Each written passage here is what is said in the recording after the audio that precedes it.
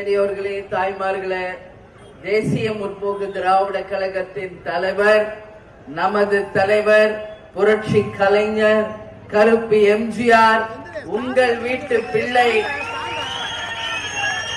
நமது இதய தெய்வம் கேப்டன் அவர்களை வணங்கி இன்றைக்கு புதுக்கோட்டை மாவட்டம் அறந்தாங்கியில உங்களை எல்லாரையும் சந்திக்கிறதுல உண்மையில் மகிழ்ச்சி அடைகிறேன்.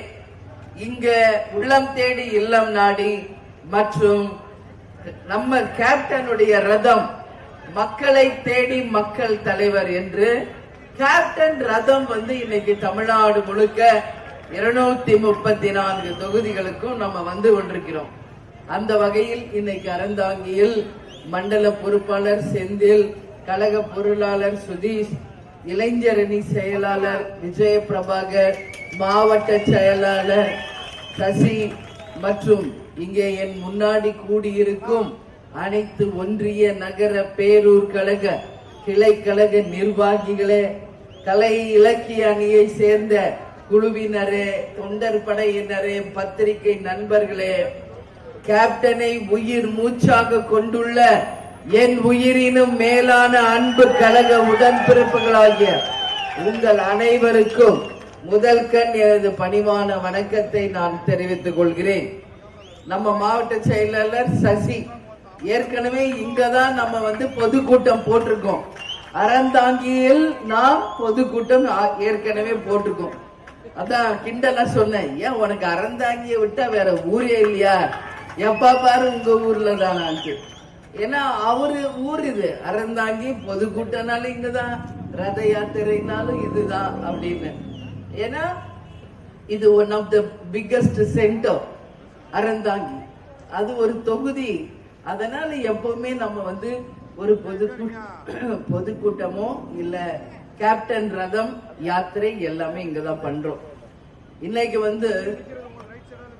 கேப்டன் எப்படி மக்களுக்காக வாழ்ந்தார், மக்களுக்காகவே உழைத்தார், மக்களுக்காகவே வாழ்ந்த ஒரு உத்தம தலைவர் கேப்டன் அவர்கள். தன்னை தேடி வர்றவங்க அத்தனை பேருமே வயிறார சாப்பிடணும்னு எப்பவுமே சொல்லக்கூடியவர். அந்த வகையில அன்னதான பிரபு என்று உலகமே இன்னைக்கு யாரை அழைக்கிறாங்கன்னா நம்ம தலைவர் கேப்டனை மட்டும்தான்.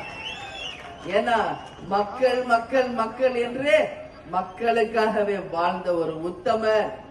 இப்ப கூட கேப்டனுடைய நம்மளுடைய மாநாட்டுல பேசினதை என் வண்டியில போட்டு கேட்டுக்கிட்டே வந்தேன். ஒரு வார்த்தையும் மக்களை பற்றி பேசுறார், ஒரு லைனும் மக்களை பற்றி பேசுறார்.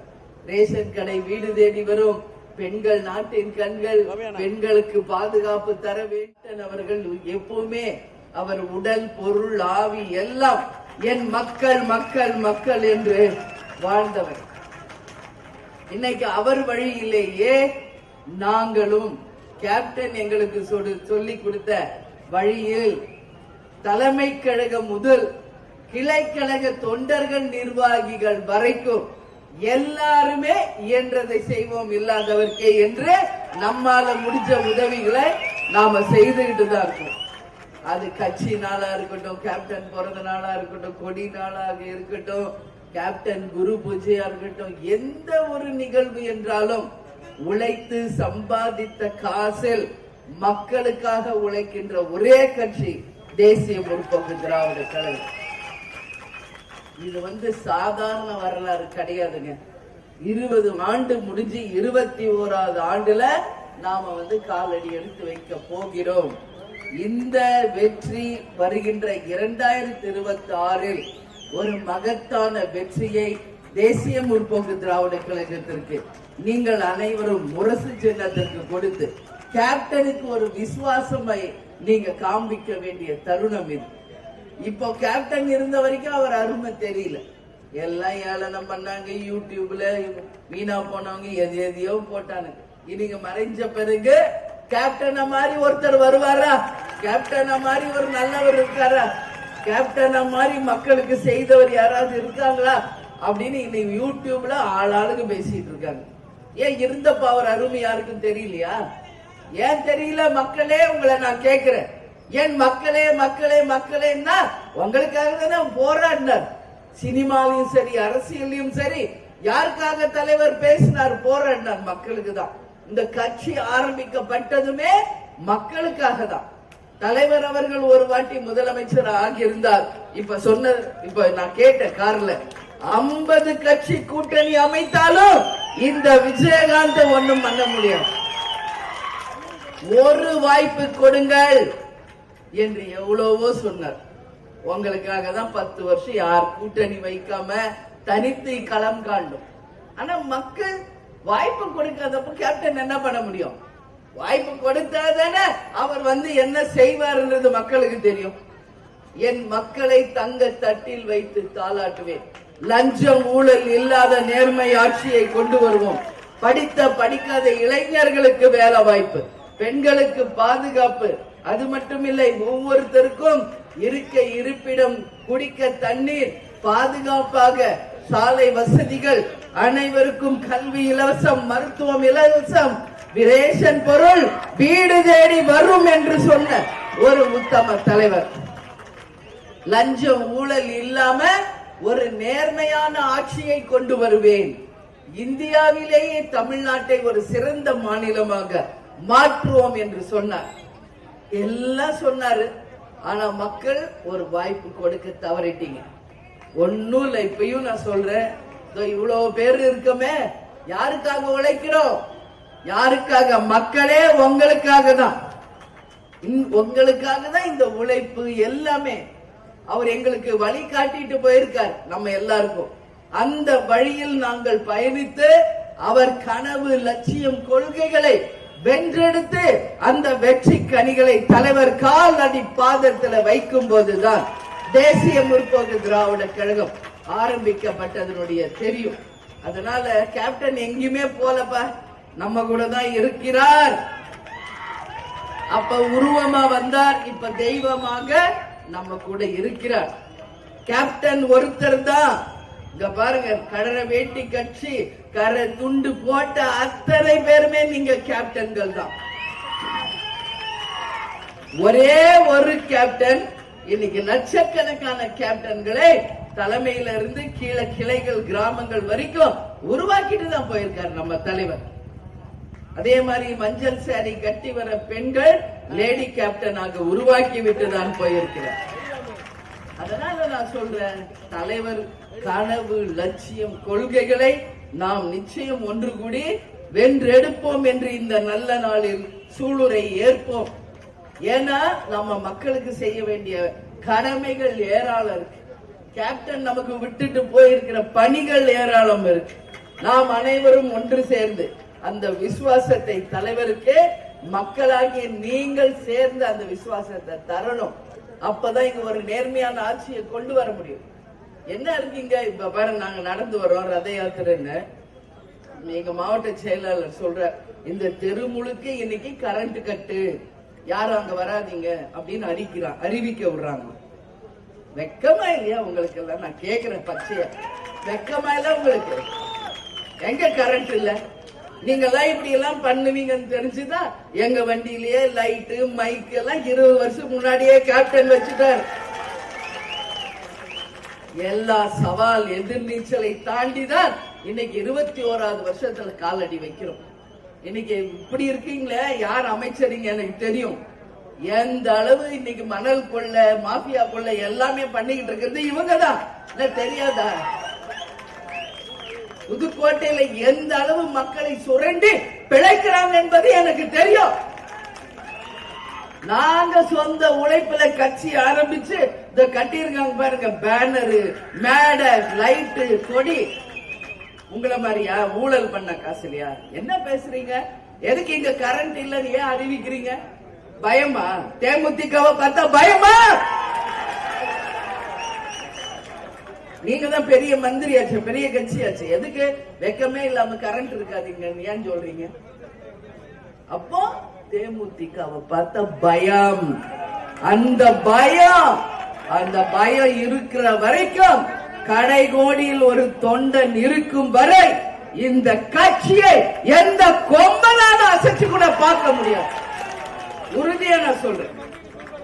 தலைவரை தன்னுடைய தலைவராக ஏற்றுக்கொண்ட ஒரு தொண்டன் கடைகோடியில இருக்கும் வரை இந்த கட்சியை எந்த கொம்பனாலும் தொட்டு கூட பார்க்கவே முடியாது. கேப்டன் மறைஞ்சிட்டாரு, இன்னைக்கு கட்சி அவ்வளவுதான் பேசின வாயில எங்க போச்சு? இன்னைக்கு எங்க போனீங்களா பாருங்க. இன்னைக்கு தமிழ்நாடு முழுக்க நாங்க போயிட்டு இருக்கோம். ஒரு இடம் இல்ல, 2 இடம் இல்ல, 234 தொகுதிகளுக்கும் தினந்தோறும் போயிட்டு இருக்கோம், ஒரு நாள் தவறாம. நேற்று கேப்டனுடைய சகோதரி மரணம் ஆயிட்டாங்க. அதுக்காக ஒன் டே நேற்று கேன்சல் பண்ணிட்டு மதுரை போயிட்டு இங்க வந்துட்டோம். நாளைக்கு புதுக்கோட்டை, நாளை மறுநாள் ஒரு ஊர், இப்படி தொடர்ந்து நாங்க பிரயாணம் பண்ணிட்டு தான் இருக்கோம்.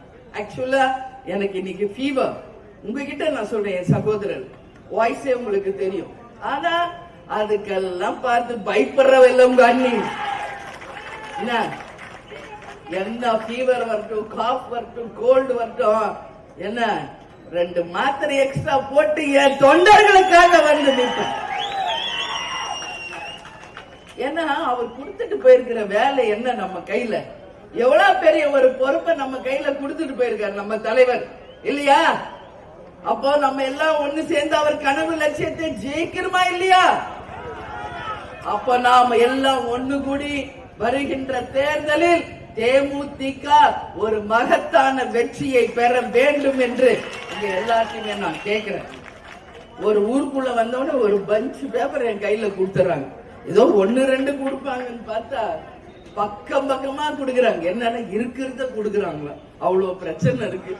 என்ன செய்யறது சொல்லுங்க? இவ்வளவு இப்ப நான் வாசிக்கணும். இதெல்லாம் நம்ம வேட்பாளர் வந்து ஜெயிச்சு வரும்போது இது அத்தனையும் உங்களுக்காக நிறைவேற்றப்படும் என்பதை உறுதியாக உங்ககிட்ட சொல்றேன். அதுல சிலவற்றை நான் படிக்கிறேன். அறந்தாங்கி பகுதி நீண்ட நாள் கோரிக்கை, புதிய பேருந்து நிலையம் வர வேண்டும் என்பது. அடிப்படையா நகரின் வெளிப்புறத்துல பேருந்து நிலையம் அமைக்க வேண்டும் என்ற கோரிக்கை முன்வைக்கிறோம். அமைச்சர் அவர்களே, இங்க கரண்ட் இல்ல, கட்டுனீங்களே, வாங்க வந்த பேருந்து நிலையத்தை வைக்க. அதுக்கு தானே உங்களை ஜெயிக்க வச்சிருக்காங்க. அதுக்கு தானே நீங்க புதுக்கோட்டையில அமைச்சர்ன்றீங்க. முன்ன ஒருத்தர் இருந்தாரு கேசிபின்னு, இப்ப ஜேசிபின்னு நான் சொல்வேன். அவரையா ஜேசிபிய வச்சு அள்ளு அள்ளு அள்ளுன்னு அள்ளாரு. பாவம், இன்னைக்கு அந்த மனுஷன் எங்கன்னே தெரியல. ஏன்னா மக்களுக்கு நல்லது செய்யணும், சும்மா இல்ல இது. அதனால நான் சொல்றேன், மக்களுக்கு துரோகம் செய்யறவங்க யாராக இருந்தாலும் கேப்டன் சொல்வது மாதிரி அரசன் நன்று கொள்வான், தெய்வம் நின்று கொள்ளும். தப்பு பண்ணா தண்டனை அனுபவிக்கணும். உப்பு தின்னா தண்ணி குடிச்சுதான் ஆகணும். இதுல யாரும் விதி விலக்கு இல்ல. இதுல யாருமே தப்பிக்க முடியாது. நம்மளுக்கு மேல ஒருத்தர் இருக்காரு, கேப்டன் இப்ப அங்கதான் இருக்காரு. அதனால யார் மக்களுக்கு செஞ்சாலும் இன்னைக்கு வேணா அவங்க நல்லா இருக்கிற மாதிரி தெரியும். பாருங்க என்ன நடக்குது எதிர்காலத்தை மட்டும் பாருங்க. நான் சொல்றேன், மக்களுக்கு நல்லது செய்யுங்க. கேப்டன் சொன்ன மாதிரி வேணாம்பா, என் எம்எல்ஏவெல்லாம் நானே உங்களுக்கு அனுப்பி விட்டுறேன், மக்களுக்கு நல்லது செய்யுங்க. சட்டம் ஒழுங்கு நல்லா இருக்கா, ரோடு நல்லா இருந்தா, குடி தண்ணீர் வருதா, கரண்ட் இல்ல, இதெல்லாம் கேட்க கூடாது. எங்க கிட்ட சொன்னாரா இல்லையா கேப்டன்? அது மாதிரி வாங்க, மக்களுக்கு நல்லது செய்யுங்க. என்ன என்ன பெருசா கேட்டாங்க? பேருந்து நிலையம், பஸ் ஸ்டாண்ட் வேணும்னு கேட்கிறாங்க. இது கூட ஒரு ஆட்சி, ஒரு அமைச்சர் செய்யலன்னா எதுக்காக நீங்க அவங்களுக்கு ஓட்டு போடுறீங்கன்னு நான் கேட்கிறவங்க எல்லாம். நீங்க திருந்துங்க முதல்ல. மக்கள் திருந்தினாதான் இந்த நாடு மாறும். அதுல மாற்று கருத்து கிடையாது. நீங்க மாறுங்க. யாராவது ஓட்டுக்கு காசு கொடுத்தா ஒரு 100 பீரு சோறு கொடுத்தா பின்னாடி ஓடுறீங்க. ஏன் நம்ம சம்பாதிக்க தெரியாதா? நம்ம சொந்த கால நிக்க நமக்கு தெரியாதா? அவங்க கொடுக்கிற 100 ரூபாய், 500, 1000 எத்தனை நாளைக்கு வரும்? இன்னைக்கு விற்கிற விலை வரிசை 5 வருஷத்தை நீங்க இழக்கிறீர்கள். 5 ஆண்டு காலம் நீங்கள் அந்த 500 ரூபாய்க்கு 5 வருஷத்தை இழக்கிறீங்க. யோசிக்கணும். மக்கள் இன்னைக்கு சும்மா இல்ல. எத்தனையோ உயிர் ஜீவனங்கள் இந்த பூமியில வாழுது. 6 அறிவு படித்த ஒரே ஜீவன் மனிதன் தான். அந்த 6 அறிவால் நாம் யோசிக்கணும். நம்ம நாட்டுக்கு மக்களுக்கு யார் நல்லது செய்வாங்க என்பதை சிந்திச்சு நீங்கள் வருகின்ற 26 வாய்ப்பு தரணும் சொல்லி உங்ககிட்ட கேட்டுக்கிறேன். அதே மாதிரி இங்க நீர்நிலை பிடிப்புகள்ல 25 வருஷத்துக்கு மேல வீடு கட்டி வசிப்பவர்கள் ஆக்கிரமிப்புகள் அகற்றுதல், அறந்தாங்கி, அகன்குளம், நெடுங்குளம், வண்ணாங்குளம் போன்ற சுமார் 10க்கும் மேற்பட்ட குளப்பகுதியில 1500க்கு மேற்பட்டவர்கள் குடும்பங்களை அப்புறப்படுத்தி அரசு கையகப்படுத்துது. முயற்சிகளை கைவிட வேண்டும் என்று சொல்றோம். இப்ப ஏரி புறம்போக்குல வீடு கட்டி இப்ப இருக்காங்க வசதி இல்லாதவங்க, வேற என்ன பண்ண முடியும்? இப்ப அவங்களை எல்லாம் அப்புறப்படுத்துறீங்க. ஏன் ஒரு நல்ல அபார்ட்மெண்ட்ஸ் அவங்களுக்கு கட்டி கொடுங்க, குடிசை மாற்று வீடு கட்டி கொடுங்க, அதுக்கப்புறம் அவங்களை அங்கிருந்து அப்புறப்படுத்துங்க. அப்ப அது நீர்நிலை பிடிப்புகள் இருக்கிற இடம் தெரிஞ்சு யார் அவங்களுக்கு அங்க தங்குற வசதி யார் செஞ்சு கொடுத்தா?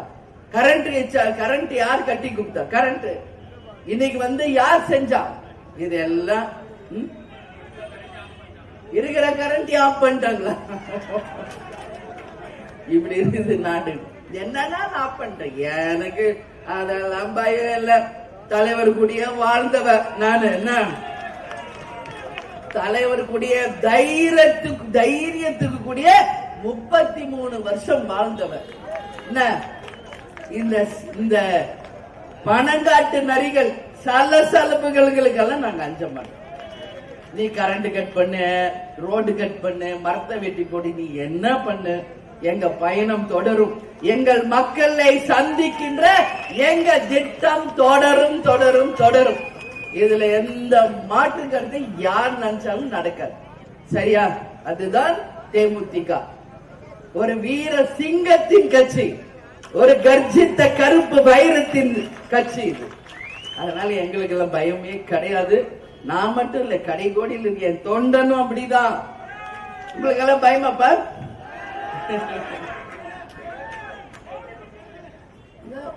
இல்ல, புதுக்கோட்டை அறந்தாங்கில யார் எல்லாம் விவசாயிகள், மம்மிட்டு பிடிச்ச கையே பூரா எல்லாம் இரும்பு மாதிரி இருக்கும் கை. சோ நீங்க எல்லாம் சேத்துல கால் வச்சாதான் சோத்துல கை வைக்க முடியும். புரியுதா? அதனால ஒண்ணும் இல்ல, பாத்துக்கலாம். இதெல்லாம் பார்த்து அழுத்தாச்சு. நம்ம 21 வருஷமா ஆக போகுது. நம்ம தலைவரும் பார்த்தாரு, நம்மளும் பார்த்துக்கிட்டு தான் இருக்கும். அப்புறம் புதுக்கோட்டை மாவட்டத்தில் 2 பெரிய நகரம் அறந்தாங்கி, சுற்றியுள்ள கிராமங்கள் கல்லூரி மேல் படிப்புக்கு வேறு நகரங்களுக்கு செல்ல வேண்டியது இருக்கு. அதனால பொறியியல் கல்லூரி, சட்ட கல்லூரி, வேளாண்மை கல்லூரி அமைத்து தர வேண்டும் என்று அரசு கிட்ட கேக்குறாங்க. இவரோட கல்லூரி ஒண்ணு அங்க இருக்குது தெரியுமா? சென்னையில. இல்ல, அங்கெல்லாம் கட்டுறாங்க. ஏன் உங்க ஊர்ல கட்டலாம் இல்ல இந்த கல்லூரி எல்லாம்? யார் அந்த அமைச்சர் பேர் என்ன? அவர்தான். அவரோட கல்லூரி அங்க சென்னை செங்கல்பட்டுல இருக்கு. இப்ப இங்க இருந்து அங்க கட்டுறாரு. ஏன் அவரு ஜெயிக்க வச்ச தொகுதியில ஏன் மக்களுக்கு இங்க கட்டக்கூடாது? ஏன் உங்க சொந்த காசுலயே நீ கட்டலாமே? அவ்வளவு காசு கொள்ளை சம்பாரிச்சிருக்கீங்களே, 50 காலேஜ் கட்டலாமே, நீங்க ஏன் கட்ட மாட்டேங்கிறீங்க? கவர்மெண்ட் காசுல கட்டுங்கன்னு தான் மக்கள் கேக்குறாங்க. அதுக்கும் வழி இல்லையே. நான் பேசுறது எல்லாம் யாரு காதுக்கு போகணுமா கரெக்டா போய் சேரும். வழி நெடுக்க நான் பார்த்துன்னு அவங்க ஆள் பூரா நிக்கிறாங்க. அப்படியே மைக் ஆன் பண்ணி ஸ்ட்ரைட்டா எங்க போகணுமோ அங்க போ. அப்படியாவது மக்களுக்கு நல்லது செய்யுங்க, நம்ம மாவட்டத்துக்கு நல்லது செய்யுங்க, ஜெயிக்க வச்ச தொகுதி மக்களுக்கு நல்லது செய்யுங்க தான் நான் கேட்கிறேன். சரிங்களா? அதே மாதிரி எல்லன்புரம் ரயில்வே கேட் அறந்தாங்கில இருந்து கட்டுவாடி மெயின் ரோடு வரைக்கும் இங்க இருக்கிற ரயில்வே கேட் இருக்கு. ஆனா ரயில் வண்டி செல்லும் நேரத்துல 1/2 மணி நேரம் ஒரு நாளைக்கு 4 முறை ரயில்வே கேட் மூடுறாங்க. இதனால நோயாளிகள், வயசானவங்க, ஸ்கூல் பிள்ளைங்க, கல்லூரிக்கு போற எல்லாம் பாதிக்கப்படுகிறார்கள். அங்கு உடனடியாக ஒரு மேம்பாலம் கட்டணும். ரயில்வே கேட்டு வந்தாலும் ரயில் போனாலும் மக்களுக்கு இடையூறு இல்லாமல் ஒண்ணு மேம்பாலம் இல்ல அண்டர் கிரவுண்ட்ல ஒரு பாலம், சுரங்கப்பாலம் அமைச்சு தாங்க. 75 வருஷம் ஆகுது உங்க கட்சி ஆட்சிக்கு வந்து. இவர் எத்தனாவது முறை அமைச்சர்னு தெரியுது. அப்ப ஏன் செய்ய மாட்டேங்கிறாங்க? ஒண்ணுமே புரியல. இதத்தான் கேப்டன் சொன்னார், மக்களே ஒரு வாட்டி உட்கார வைங்க. 50 கட்சி கூட்டணிக்கு வந்தாலும் தேமுதிகவை யாராலும் ஒண்ணும் பண்ண முடியாது. ஆனா செய்ய மாட்டேங்கிறாங்க இவங்க எல்லாம். மக்களும் நீங்களும் திருந்தணும், ஆட்சியாளர்களும் திருந்தணும். அதே மாதிரி இங்க மத்திய அரசு கல்வி திட்டத்தில் இயங்கி வரும் கேந்திர வித்யாலய பள்ளிகள் புதுக்கோட்டை மாவட்டத்துல எந்த இடத்துலயும் இல்ல. கேந்திரிய வித்யாலயா பள்ளிக்கூடங்களை கொண்டு வர வேண்டும் அப்படின்னு சொல்லி கேக்குறாங்க மக்கள். அதையும் அவங்க கவனத்துக்கு நான் கொண்டு போறேன். அது மட்டும் இல்ல, தமிழகம் முழுவதும் நிறைய பகுதிகள் இன்னும் மகளிர் உரிமை தொகை போய் சேரவே இல்லை. அரசு அறிவித்தும் தாலுகா அளவில் மக்கள் மிகவும் சிரமத்துக்குள்ளாயிருக்காங்க. தமிழகம் முழுவதும் உள்ள வருவாய் தாலுகா அலுவலகங்கள் மகளிர் உரிமை தொகை என்று தனிப்பிரிவு அமைத்து மக்களுக்கு சிரமம் இல்லாமல் அந்த தொகையை வழங்க வேண்டும் என்று ஒட்டுமொத்த பெண்கள் சார்பா நான் கேட்கிறேன். ஏமா நீங்க யாராவது கேட்டீங்களா உரிமை தொகை 1000 ரூபாய் வேணும்னு? யாராவது எங்களுக்கு ஓசி பஸ் விடுங்கன்னு யாராவது கேட்டீங்களா? எதுவும் கேட்கறது கிடையாது. இவங்க ஓட்டு வாங்கி ஜெயிக்கணும், ஆட்சிக்கு வரணும், புரியுதா? அதுக்கு எதையாவது ஒண்ணு வாக்குறுதின்னு கொடுக்கறது. அப்புறம் மக்கள் கேட்கத்தானே செய்வாங்க. வாக்குறுதி கொடுத்தீங்க, ஏன் செய்யல? அப்புறம் என்ன சொல்றாங்க உடனே? தகுதி வாய்ந்த பெண்களுக்கு தான். பெண்ணுனாலே தகுதி தான். அதுக்கப்புறம் என்ன தகுதி வேணும் உங்களுக்கு? என்ன தகுதி வேணும்? பெண்ணுன்றாலே தகுதி தான். அப்புறம் என்ன தகுதி வேணும் உங்களுக்கு? இதெல்லாம் கண்டிக்கக்கூடிய ஒரு விஷயம். நான் இது ரொம்ப வன்மையா கண்டிக்கிற. பாதிக்கப்பட்ட பெண்களுக்கு உடனடியாக 1000 ரூபாய் தரணும். விவசாயிகளுக்கு அரசு இலவசமாக விவசாய இடுபொருட்கள் வழங்க வேண்டும் என்று உங்க எல்லாரையுமே நான் பார்த்து கேட்டுக்கிறேன். அது மட்டும் இல்லை, உங்ககிட்ட நான் கேட்கறது என்னன்னா, நல்லா யோசிங்க, சிந்திங்க. வருகின்ற தேர்தல் 2026 ஒரு மகத்தான வெற்றியை கட்டாயம் நீங்கள் தர வேண்டும் என்று சொல்றேன். அது மட்டும் இல்லை, இனி வரும் காலம் மக்களுக்கான ஒரு ஆட்சியாக மலர வேண்டும் என்று உங்க எல்லாரையுமே பார்த்து நான் கேட்டுக்கொள்கிறேன். இப்போ நம்ம இன்னைக்கு அறந்தாங்கி முழுக்க ஒரு 5-6 இடத்துல இருக்கு பாயிண்ட். எல்லா இடத்துக்கும் போக வேண்டி இருக்கிறது. எனவே உங்களை பார்த்ததுல மகிழ்ச்சி. ஜனவரி 9 மாநாடு, கடலூர் மாநாடு, எல்லாரும் தவறாமல் கலந்து கொள்ள வேண்டும். அது மட்டும் இல்லை, நம்ம தலைவருக்கு நாம் காட்டும் விசுவாசமாக அந்த மாநாட்டின் வெற்றி இருக்க வேண்டும் என்று உங்க எல்லாரையும் பார்த்து கேட்டுக்கொண்டு, என்னை வரவேற்க வந்த அனைவருக்கும் இருகரம் கூப்பி நன்றிகளை சொல்லி, இயன்றதை செய்வோம், இல்லாதவர்கள் தமிழன் என்று சொல்லடா, தலை நிமிர்ந்து நில்லடா, நமது முரசு வெற்றி முரசு என்று கொட்ட அனைவரும் முரசுக்கு வாய்ப்பு தாருங்கள் என்று கேட்டு உங்களிடமிருந்து விடைபெறுகிறேன். நன்றி, வணக்கம்.